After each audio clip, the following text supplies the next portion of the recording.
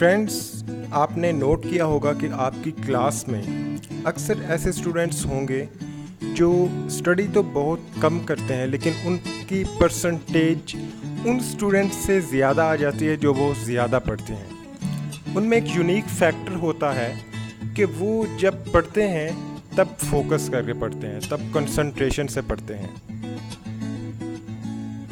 बहुत कम वक्त में अगर आप कोई चीज़ फोकस के साथ करते हो, कंसंट्रेशन के साथ करते हो, तो उसका रिज़ल्ट बेटर होगा उस चीज़ से कि जो आप सारा दिन करते रहते हो मगर आपके माइंड में कोई और चीज़ें चल रही हैं, उसके बारे में आप सोच ही नहीं रहे जो आप कर रहे हो। इसी को हम कहते हैं एब्सेंस ऑफ फोकस।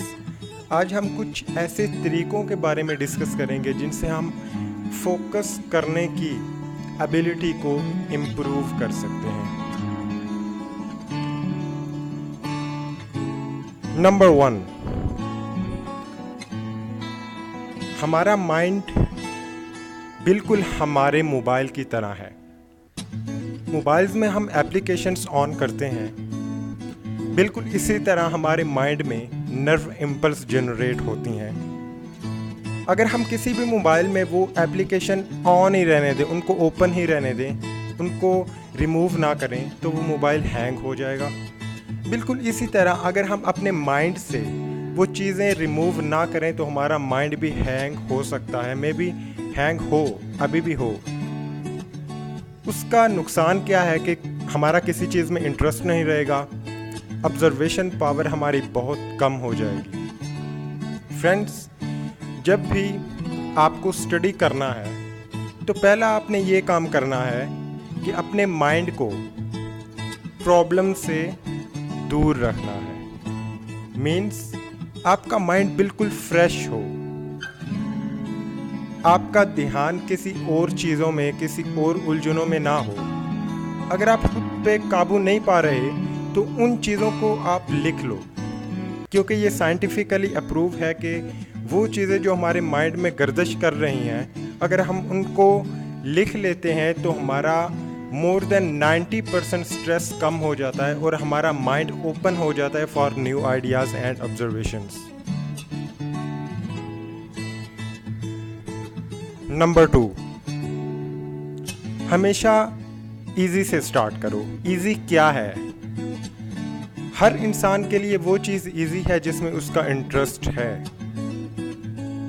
ये इसकी एग्जांपल मैं आपको बिल्कुल उस तरह दूंगा कि अगर आप टीवी के सामने बैठे हो और एक पुरानी फिल्म कोई लग गई है जिसमें आपका कोई इंटरेस्ट नहीं, तो आपका ध्यान बट जाएगा। आप कभी मोबाइल देखोगे, कभी आप फेसबुक पे चले जाओगे, कभी गेम्स खेलोगे, इवन आप वो स्किप कर दोगे। बिल्कुल इसी तरह अगर आप उस बुक को लेके बैठ जाते हो जिसमें आपका इंटरेस्ट नहीं है, वो आपको डिफ़िकल्ट लगती है, आपका ख्याल है कि मुझे ये पहले करना चाहिए क्योंकि ये डिफ़िकल्ट है, उसका आपको नुकसान है।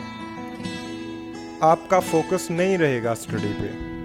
तो हमेशा उस बुक को पकड़ें जिसमें आपका इंटरेस्ट है। उसका अल्टीमेटली फ़ायदा ये है कि आपको कम वक्त में ज़्यादा समझ आ जाएगी। नंबर 3, अपने कॉन्सेप्ट्स को क्लियर करें। जो आप लेक्चर पढ़ रहे हैं उसका अपने जहन में एक सिनेरियो बनाएं।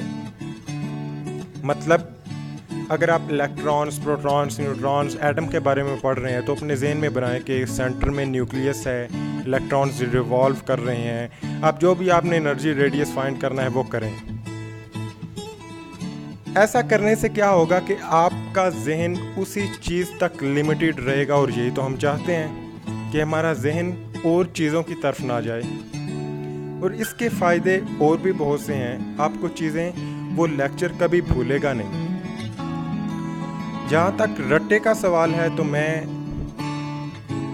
पाकिस्तान का एजुकेशनल सिस्टम ऐसा है कि रट्टे के बगैर हम नंबर नहीं ले सकते। कॉन्सेप्ट क्लियर करने के बाद रट्टा ज़रूर लगाएं। मतलब वो वर्डिंग ज़रूर याद रखें जो आपको नंबर लेने में आसानियाँ दे सकती है। लास्ट थिंग, ये है कि ब्रेक ज़रूर करें। ब्रेक का मतलब ये नहीं है कि आपने एक बुक का पढ़ा और दूसरी चीज़ों में आप खो गए।